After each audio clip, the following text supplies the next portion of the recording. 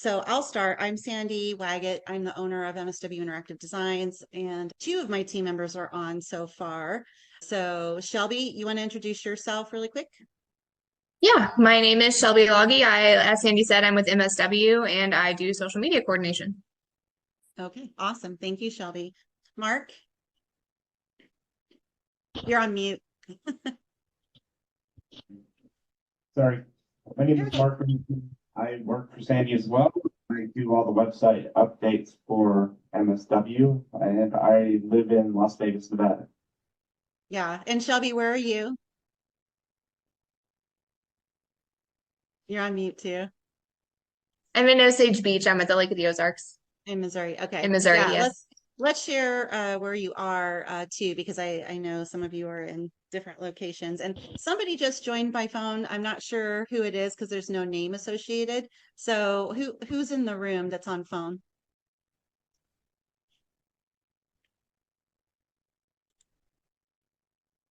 Okay. Either they're on mute or let's see. Okay, Bob, you want to go? Sure. Hi, my name is Bob Thomas. I'm the president of LaserQuick Printer Solutions, Inc. We've been a supplier, a vendor of printer supplies for 25 years.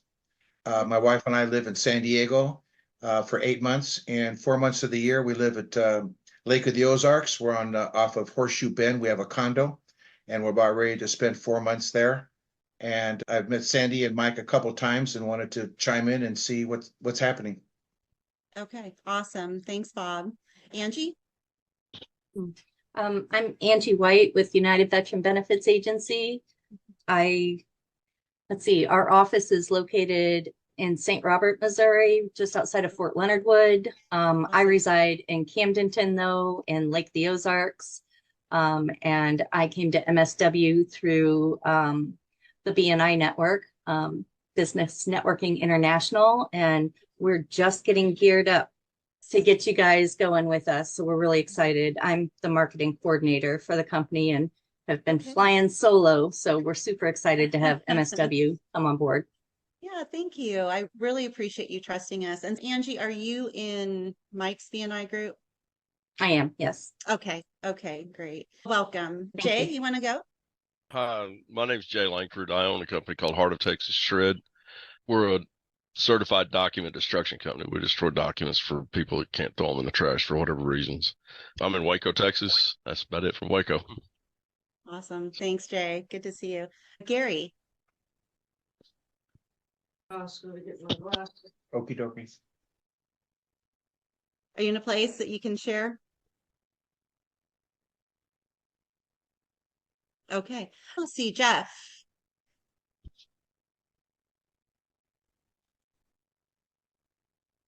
Hey, I'm Jeff Mitchell. I live in St. Louis, Missouri. I own two different businesses. I own a company called Jeff Mitchell Lighting, where we install outdoor lighting systems at people's homes and businesses.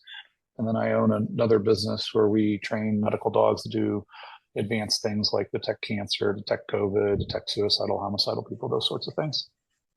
Awesome. Yeah, that's great. I just had another person join on iPhone. They're coming in the room right now. Actually, there's a third one. So those of you who are on iPhones or on your phones right now, I can't actually see you. If you want to jump in at any time, just make sure your microphone is turned on. And as I was saying before you arrived, if you're new in the room, this is intended to be collaborative. So we will just go around and Bob, I'm going to start with you because you were the first one in the room. What is on your mind? And we will see how we can help. I would like to learn the new ways of communication. I've been doing this for a very long time, 25 years, and I've noticed that with businesses changing and communication is changing, it's just difficult to be able to communicate and connect to people. Obviously, we want to connect with buyers, connect with new customers. I just like to find out other areas of other areas, but other ways that people can connect because it's getting so hard. People are incredibly busy. They have so many things on their plate. Just trying to get some different insight. Yeah. Okay. All right, that's actually a really good question. Before we dive into that, I see Vivian came in. Vivian, you want to introduce yourself and your business and tell everybody where you are? Can you hear me? She's working on it. I can see you're connecting to audio, so we'll just hang out for a second. Vivian is a newer client. We built a Shopify website for her and she's jumping on last minute. So I appreciate that. Okay, so your mic is turned off. I'll let you introduce yourself though, if you can turn it on and share.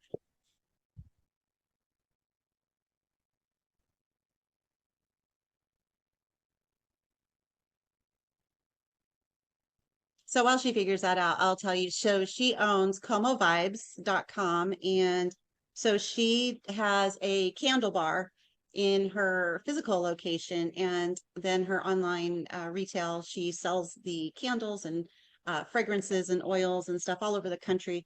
And she has a beautiful, beautiful smelling product. So comovibes.com. And once you get your audio figured out, feel free to jump in anytime, Vivian.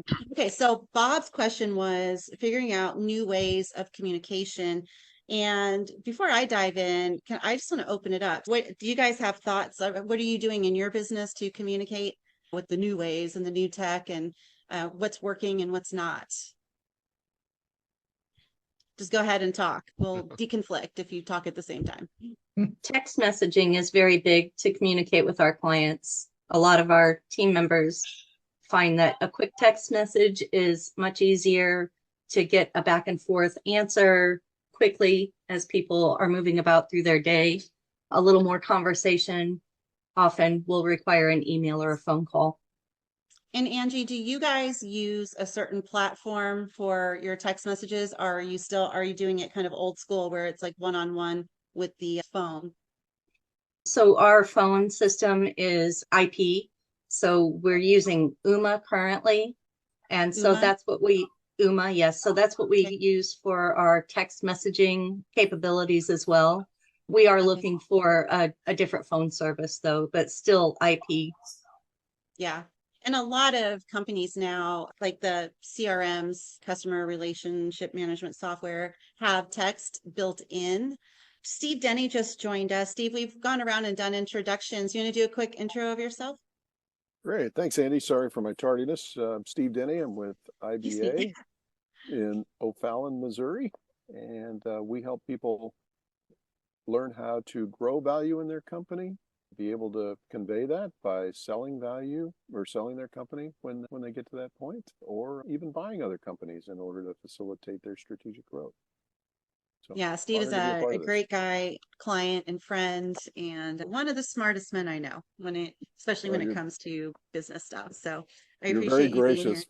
You're very gracious. Thanks for saying that. One of those things that not everybody wants to know about, but If we own a business, we all need to, right? Steve, Bob was talking about, we're going around and doing questions right now, and Bob is looking for ways to better communicate and connect with clients using some of the newer technologies. So does anyone else in the Zoom room communicate with clients in other ways besides just the standard phone, and what's working for you and what's not? So Angie shared they use a text platform at United Veterans. Jay, do you go old school or you have some tech in your That's pretty system? much old school. We're not even texting. We do a lot of texting in our company when I'm sending guys messages about different jobs that need to be modified or whatever. We still do a lot of email. I do a lot of my work with email because people want a quote and they want it emailed so they can get it quicker than if you send it snail mail. And we have a lead generator that produces leads for people. People dial into a website that's called Shred Nations. They don't even own a shredder, but what they do is they generate leads based on zip codes of where the people are calling or emailing from. And they shoot us emails with all the pertinent information. So I do a lot of work with email, and then I'll turn around, call the people, and end up emailing them a bid. But so really, we're pretty much old school here in Texas. It's email basically. Bob, do you know, is there something like that in your industry? Some kind of company that is dedicated to providing leads, like Jay's company is shredding, and you have a very niche market as well with the printers. So is there some kind of organization that does that? Sandy, I'm sure that there is. I'm not aware of it.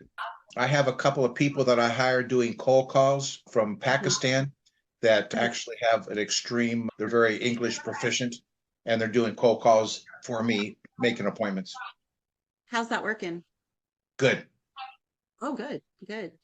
It's good. Steve, any thoughts on that? Yeah, for customers, Sandy, I was sitting here earlier writing handwritten notes and getting ready to send some of those from follow-up meetings from earlier in the week, and and that tends to foster a lot of conversation. Yeah, I do a lot of that myself. When we take on a new client, especially routine clients, where we're going to go back, it's not just a one-time deal. If it's a big one-time deal, I write them too, but I write a lot of handwritten thank you notes for every new client we take on that's routine, which means we're going to be back every 4 weeks or every quarter, or if it's a large purge client where we're doing thousands of dollars worth of shredding at one time. Do a lot of it's lot fascinating. It's fascinating to me because we think of the new tech and ways to connect, but those cards and notes do more than just about anything, at least on the connection side. So if they've made contact with your company and you're trying to build a connection to nurture the relationship, to build a sale, that really stands out. So I know we have a account through what's called send out cards, and we will send card and it looks handwritten and like a small gift. You can choose different gifts and stuff.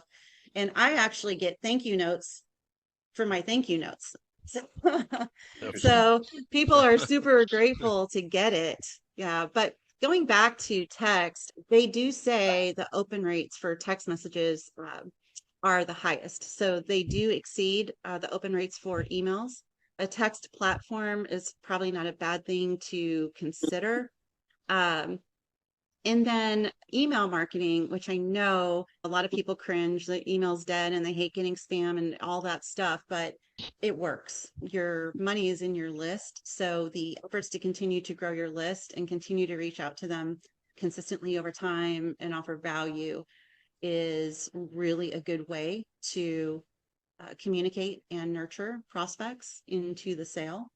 Social media is decent. It's necessary from a visibility standpoint, but Bob, you are B2B for the most part. Correct. For you, it's going to be more like LinkedIn and doing some prospecting on LinkedIn. I have got, I'm just going to pull mine up really quick because I can't remember the name of the app I have installed on LinkedIn, but it's very helpful with prospecting because you can really drill down on the size of the company and the type of contacts that you work with. Okay, it's called Get Prospect. GETPRO SPECT. Get Prospect, just like it sounds.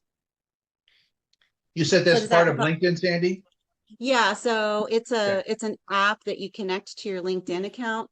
And it's not very expensive. There is a monthly fee, but you can really drill down on contacts. So if you're targeting a certain like role in a company, a certain company size, number of employees, that sort of thing, Get Prospect is a great tool to connect to your LinkedIn. Okay, thank you. Okay, yeah. Was that helpful? Yeah, yes. Very much. Okay, let's see. Angie, I think you were next in the room. So let's jump over to you. So I have a question about, I know that Google made their dreaded changes, and I definitely saw that happen with our Google stuff. I got us all back up and working again, but I also saw changes happening at the same time with Meta.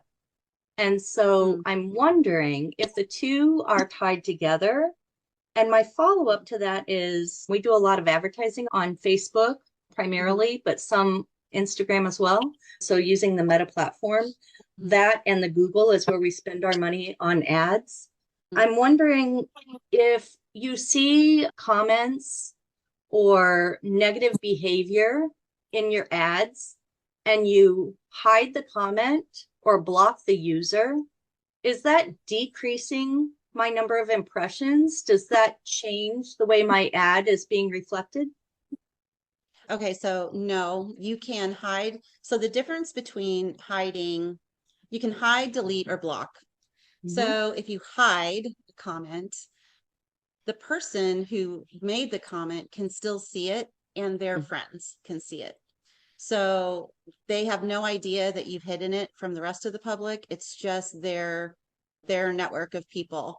So they can see it. Nobody else can except for their friends. Deleting a comment, they know, they can see that it was deleted. They do not get alerted that it was deleted. So they would actually have to go back and look to see if it was, but then they know. And so sometimes, depending on the person, and we've seen this over the years, somebody will leave a negative comment on a Facebook post and the owner will go in and delete it. And then all hell breaks loose, for lack of a better term, because they are so mad that you didn't leave the comment there and respond to it. If it's not something you want to respond to, probably better to just hide it so they don't know that it was deleted and they don't go on a rampage over that. And then blocking, ultimately, they can no longer see your stuff at all. Like and you can't see theirs. And sometimes it comes to that too. So you just use your discretion. But a lot of people don't understand the difference between hide and delete. So hide, it is still visible to their network of people. And then going to your question on the algorithm changes. So Google's big algorithm change was a core update. So it's a massive update. And I did a follow-on video to that article that I pushed out a few weeks ago about the core update. And actually, Mark's son is working on editing the video and getting it up online for me right now. So I will share that video. But essentially, the gist of it is the core update was happening over 2 months, according to Google, so March and April.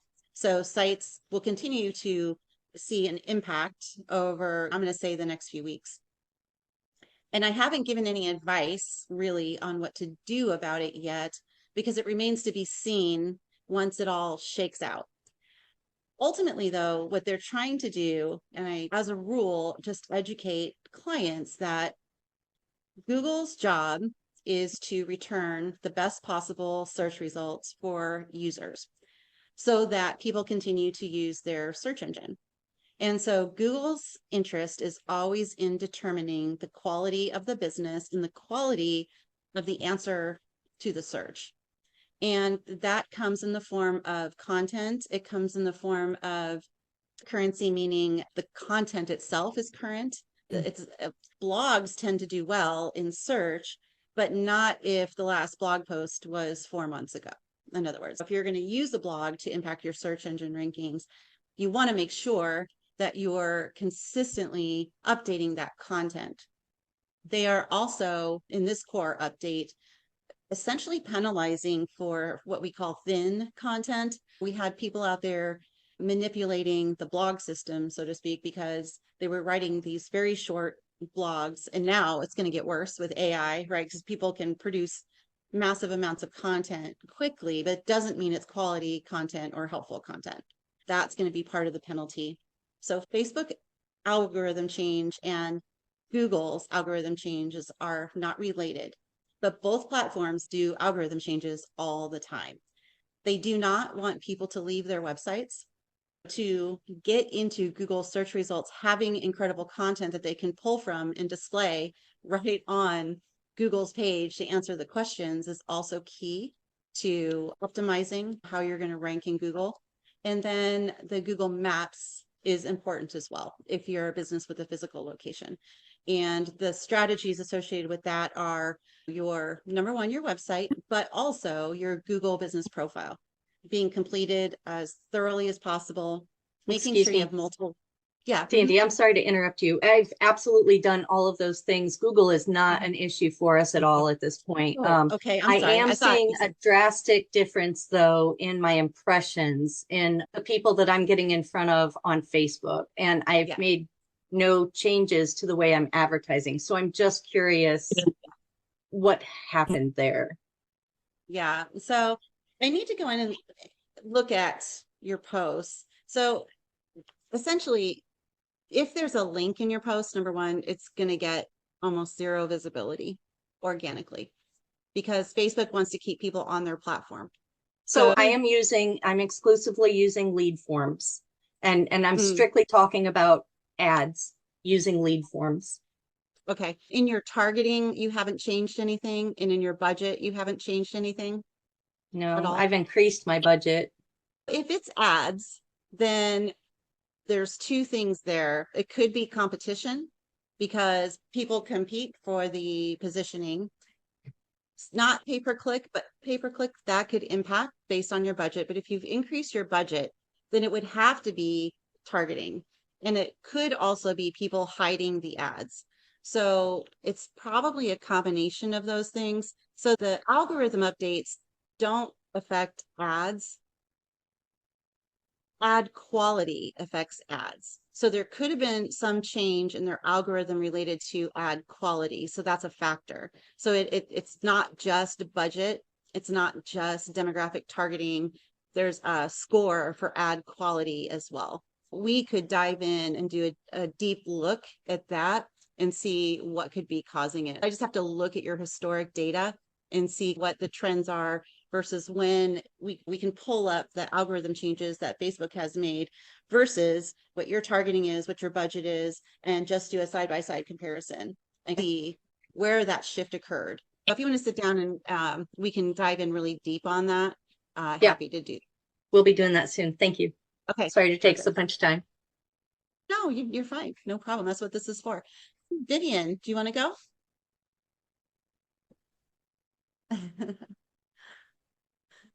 Hey there. Okay, so you're on mute. Are you able to get your microphone on?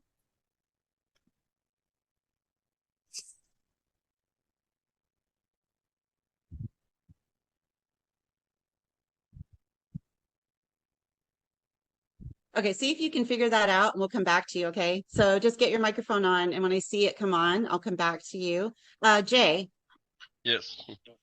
Oh, the one question I had is that we talked about it last time whenever we had one of these meetings. Is I've got this big convention coming up for bankers and Texas Bankers Association. And one of the things we talked about was putting together a poster that's got a QR code. And what I'm trying to do to answer one of the questions was, can I get emails for all the participants? And no, I can't. They've elected as an association. They all voted, we don't want our emails going out. I've got names and I've got addresses, but I don't want to write 2,000 notes or something to get people. But so my main goal is to get email contacts for people that are interested. And we talked about having a QR code and having a giveaway, like a $500 gift certificate. I don't know how to do that. I don't know how to go out and once I get the QR code, if I can save it, I'll take it to a printer and I'll have it printed up on a poster and just put it there. Yeah. But, you know, but what I want to collect on that is obviously whenever they click on that QR code, I know I'm very backyard. I don't really know what I'm talking about, but I want to collect their name, their position with the bank, the name of the bank, possible the address of the bank, and an email, so that I can talk to them. So how do you build that with that QR code where I collect all that information? Yeah, so we can actually do that for you. So shoot me a note. I was hoping you were going to say. Yeah, shoot me a note offline. Give me a name and a number. Yeah.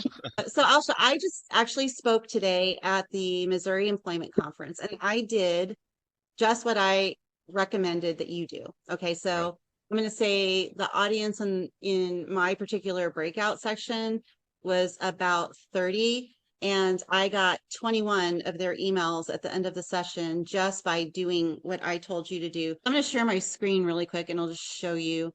So this is what it looks like. I essentially, and you would actually print the QR code in your case because you have a booth. I was actually on a stage. I put the QR code on the screen at the end of my presentation. It was just this, and then they scanned their phones. And then it took them to a form that I built that just said, thank you for coming to the Missouri Employment Conference AI presentation. And then in my email, I immediately got a bunch of, all these get resources, get the resources. So those are the email notifications that I got from the people who were in the session. So it works just that's as simple as that. So they would just walk by your QR code. So we can build it, send it to you. You can take it to a printer, put it on a board, Yep. build the form for you.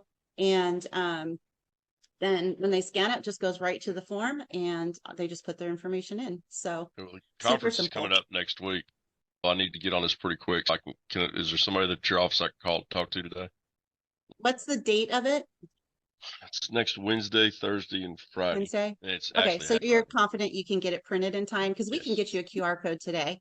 Yeah, I can get it. I can get it printed. I'm going to the printer today to have my stuff printed up, and I can get it overnight, or not overnight. Okay, when we get off the call, I will do a quick form for you. Okay. We need the form first because that's the address we're going to send it to, the QR code, and I'll just do a QR code for you really quick and email it over.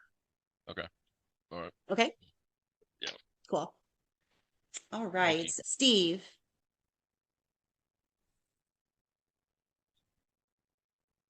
Cool.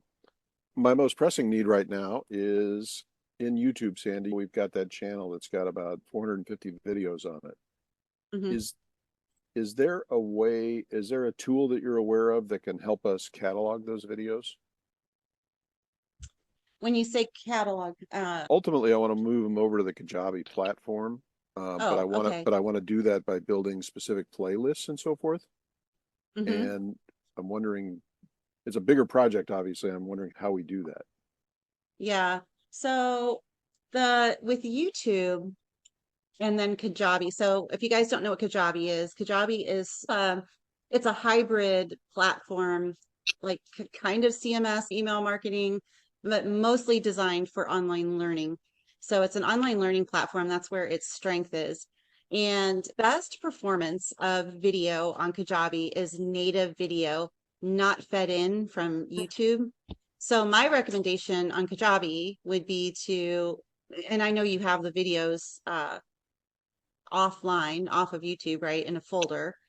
And so all you do is you upload those into Kajabi natively, not using the YouTube links. That's going to give you the best performance and control over people's ability to, number one, watch them in a certain order or drip them to them, or put a paywall in front of some of them versus others if they're native. So that would be my recommendation. You can embed YouTube videos, but I would have to do some research on embedding a playlist. I don't know about embedding a playlist on Kajabi. Natively, you could do it on HTML in Kajabi because you can customize the pages by coding it, but you would still be limited on the ability to independently control how videos are dripped out because they're sitting on YouTube. They're not in Kajabi. Does that make sense? Mm-hmm. Yeah, I was hoping to try and avoid that, moving them over, because uploading videos takes a while, right? It does take a while. We just did that. We just finished it for Dr. Weller. He had his videos. He had 57 videos for his chiropractic stuff sitting on Vimeo.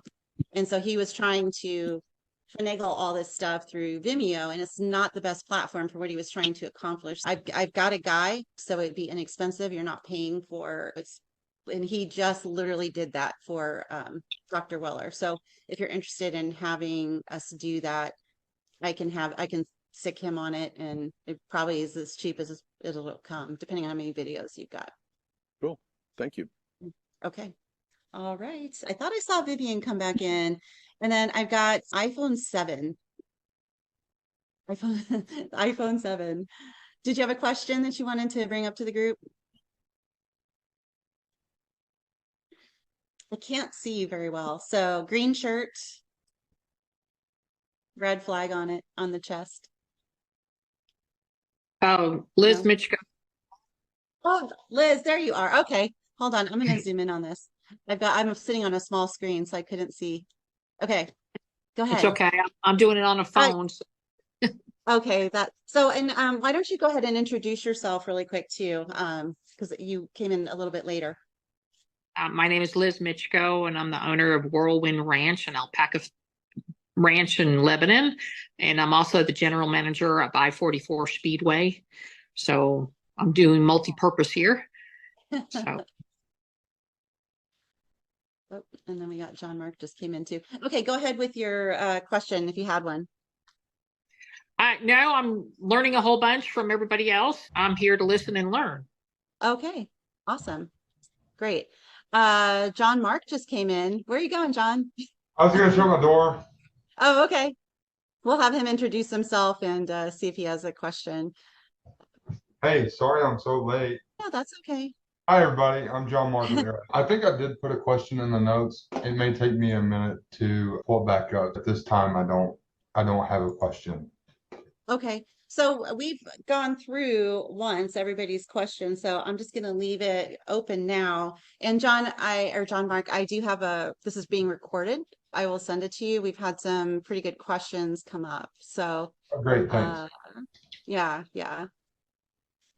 Steve or Bob or Angie or Jay, got anything else? If not, we will wrap up. I was going to ask Bob. I just texted him a message. Have you ever heard of a company called We Rent Copiers? Bob, you're on mute.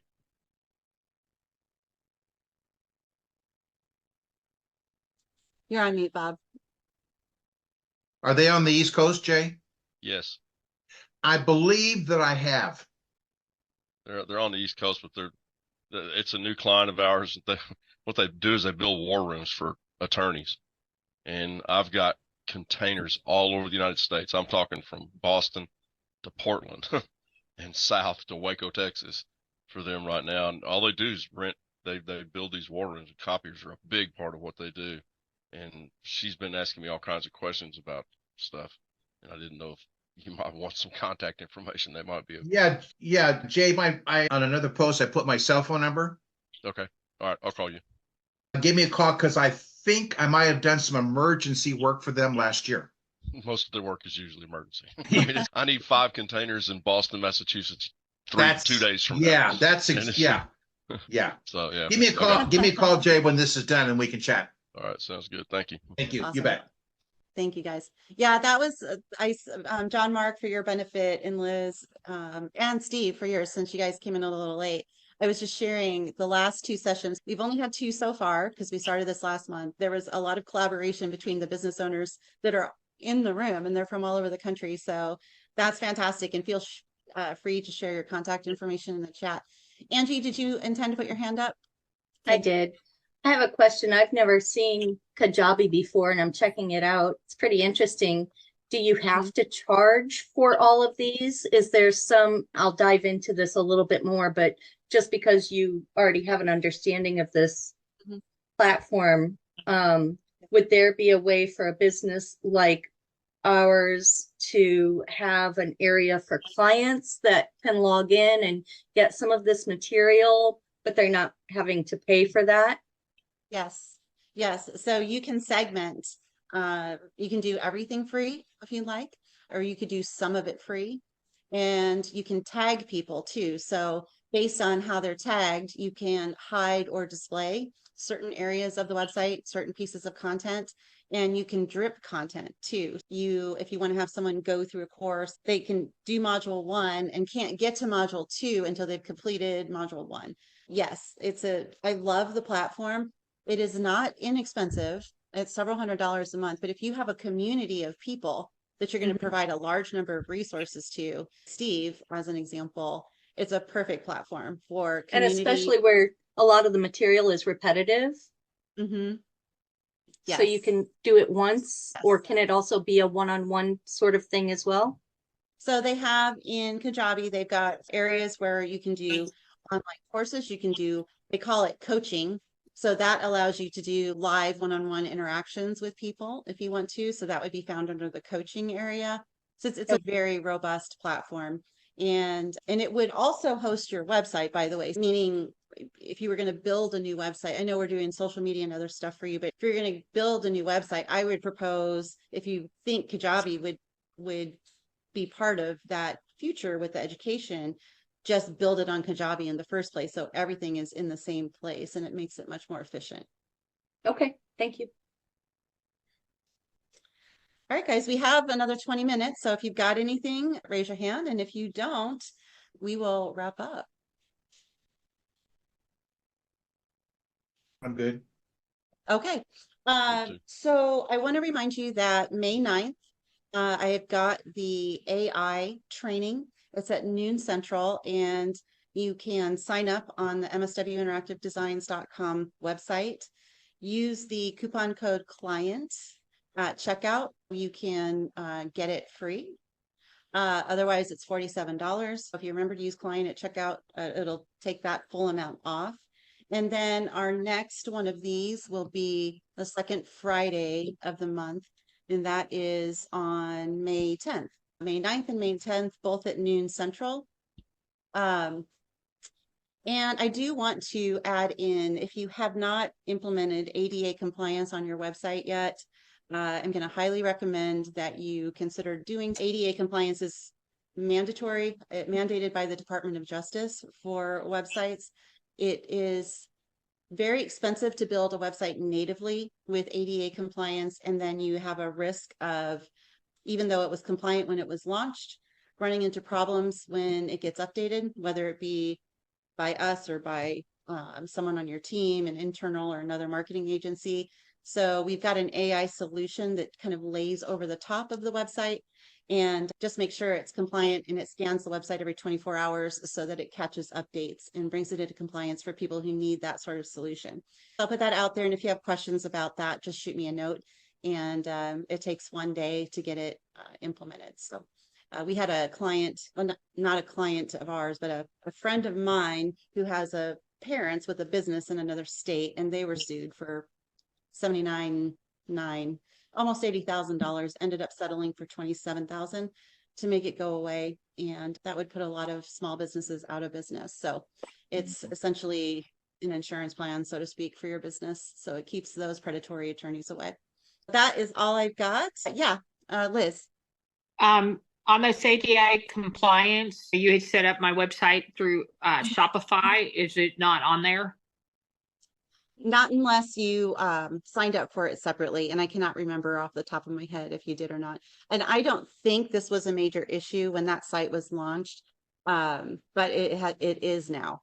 So we've been putting out materials for a year and a half on this ADA compliance stuff, because the lawsuits, they're targeting people now, which they weren't before. Essentially, what happened to Randy Gromit's family business was this attorney in the state hired a disabled person to go out and search the web and find businesses that they deemed might be able to pay. And then they filed a lawsuit and then had to settle, because you can't win if it's not ADA compliant, because it's a DOJ regulation. Yeah, Steve. It's interesting that you mentioned this, Sandy, because just last night I had a conversation with an IP attorney, and she was telling me about how there are now bots that are scanning websites specifically for photos. Yes. And if you don't have the appropriate attribution for your photos, you get a cease and desist letter, typically threatening to turn you in for a fine, which she said is legitimate, that you can actually be liable for that. Yes, this is absolutely true. And so one of the things, and most of you are clients anyway, so I'm not trying to sell you anything. I just want to share one of the big differences between using a legitimate agency versus a freelancer or even just someone internal. You essentially take away that risk of photos being used and things being used on the website or social media that violate copyright laws. Because most people just don't think about it. They go to Google and find an image or whatever. But agencies like ours, we pay for licenses to use all the stuff that we use. And we did have one instance where a client in the local area had a photo on their website. Have you guys heard of Big Ass Fans by chance? This is a company of electricians, and they are a provider of big ass fans. So you can buy big ass fans from them and you can install the fans, or they install the fans. One of these bots went to their social media, and our team had posted a picture of the big ass fan from the Big Ass Fans website. So normally that's a problem. You cannot do that. But as it turns out, they were a supplier for Big Ass Fans. And so when you are working with a company that is a supplier, generally they allow you to use their marketing materials because that's how you sell their stuff. But the bot did it. And so these companies, they did the cease and desist with a threaten to sue on behalf of the photographer that took the photo. Big ass fans hired the photographer to take the photo. But there's this whole chain of things that if you don't know how to navigate, you could be in real trouble. So it's a thing. It's definitely a thing. Liz, I can just share my screen really quick and show you the overlay on the ADA compliance. It's very unobtrusive. We have it on our own website. And this new MSW website is a Shopify site. Down here in the lower right, you see the guy with the wheelchair. So when you bring that up, then you can, it's fully ADA compliant to the specs that the DOJ recommends. So these are disabilities that you wouldn't normally think of. Most of the time when you think of an accessible website, it'd be like a screen reader for a blind person. But seizures, vision impaired, ADHD, if you look at that, so it helps people focus. The seizure safe profile changes the colors and eliminates any flashing if there is any. Then there's keyboard navigation, blind users with the screen readers, and just about everything that you could think of that you might need. And it basically crawls the website every 24 hours and adapts the overlay so that any updates made to the site fall into the ADA compliance piece. So it's really just, once you put it on, it's just plug and play and paying for the license. So is that a standalone, or is that something that you build, or is that something that Shopify has? No, because I've gotten that answer. Yeah, it's not Shopify, and it's not something that we built. It's a company that partners with agencies to supply the solution. It's just the one that we've selected. There are several out there, but so we are a partner, and we essentially resell their licenses to clients that want the ADA compliance on their website. Okay. And Mark, do you have that pricing off the top of your head by chance? You're on mute. I think it's $49 a month, $49 a month, or $490 a year, if I remember correctly. You're on mute, Mark.